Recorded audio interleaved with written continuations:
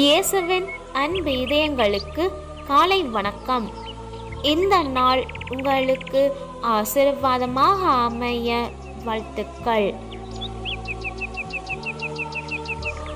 இப்புதிய நாளுக்கான ஆசீர்வாத இறைவசனம் 2 சாமுவேல் அதிகாரம் 22 இறை வார்த்தை 19.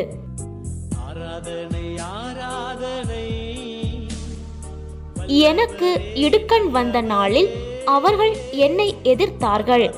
ஆண்டவரே எனக்கு ஊன்றுகோலாய் இருந்தார்.